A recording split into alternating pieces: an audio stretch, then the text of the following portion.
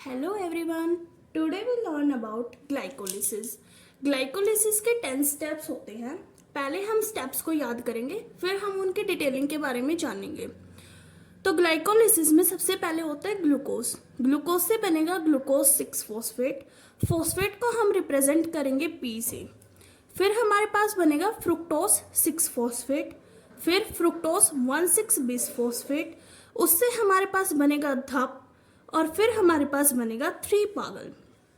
Then ये inter conversion होगा इनका, और फिर दोनों से मिलके बनेगा, मतलब एक बार ये प्रोसेस शो करेगा और एक बार ये प्रोसेस शो करेगा.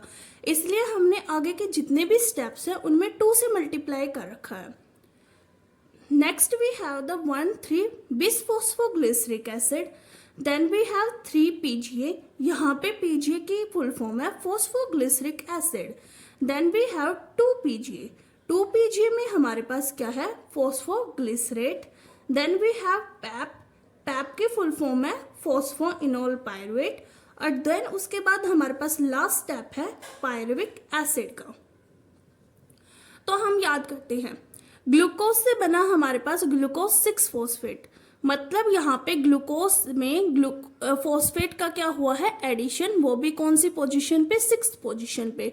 तो फॉस्फेट ये आया कहाँ से? ये फॉस्फेट आया है ATP से. डेट इज यहाँ पे जो ATP है वो कन्वर्ट हो गई किसमें? ADP में. ATP का कन्वर्जन हुआ है किसमें? ADP में. फिर हमारे पास है ग्लूकोज 6 फॉस्फेट से फ्रुक्टोज 6 फॉस्फेट. तो ग्लूकोज और फ्रुक्टोज दोनों एक दूसरे के क्या होते हैं? आइसोमर होते हैं. तो यहाँ पे एक एंजाइम यूज हुई है आइसोमरेज, जो कि आइसोमेरिज्म क्या कर रही है? शो कर रही है. फिर फ्रुक्टोज 6 फॉस्फेट से हमारे पास बना है फ्रुक्टोज 1,6. BP का मतलब है बिसफॉस्फेट. मतलब यहाँ पे एक फॉस्फेट और ऐड हो गया. ये एक और फॉस्फेट कहाँ से आया? ये भी कहाँ से आया है? ATP से.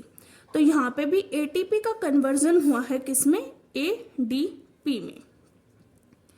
फिर फ्रुक्टोज 1,6 फॉस्फेट से हमारे पास बना धप और 3 पागल.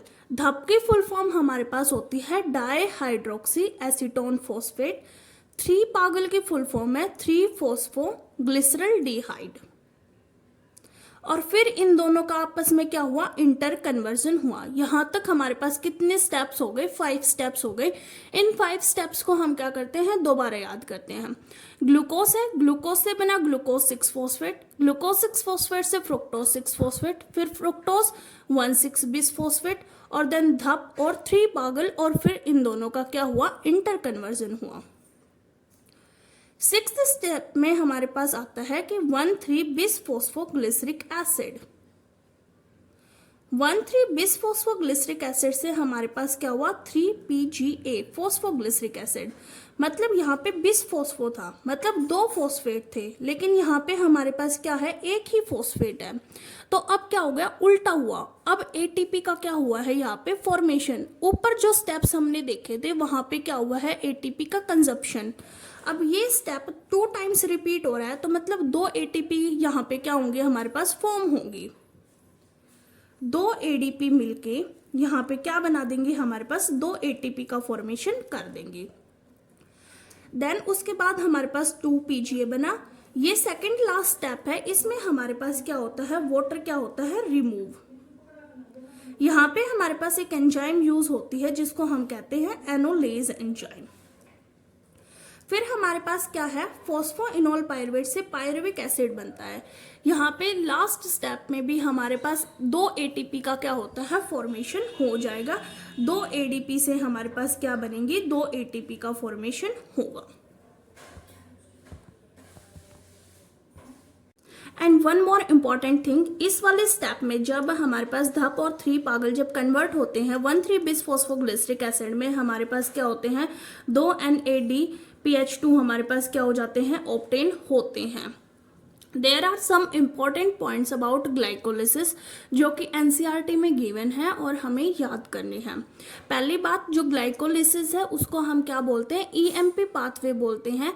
ऐसा क्यों बोला जाता है? क्योंकि 3 साइंटिस्ट थे जिन्होंने ये मिलकर इसकी खोज की थी. उनके नाम पे ही हम इसको क्या बोलते हैं? EMP पाथवे बोलते हैं.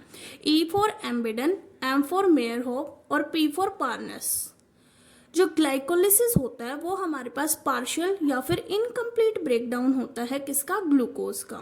अगर कंप्लीट ब्रेकडाउन होता तो हमारे पास जो ये 3 कार्बन का पायरुविक एसिड है ये ना मिलता बल्कि CO2 और H2O मिलता, लेकिन यहाँ पर इनकम्प्लीट है। 6 कार्बन का जो ग्लूकोज है हमारे पास वो किस में कन्वर्ट हो रहा है, 3 कार्बन के पायरुविक एसिड में कन्वर्ट हो रहा है।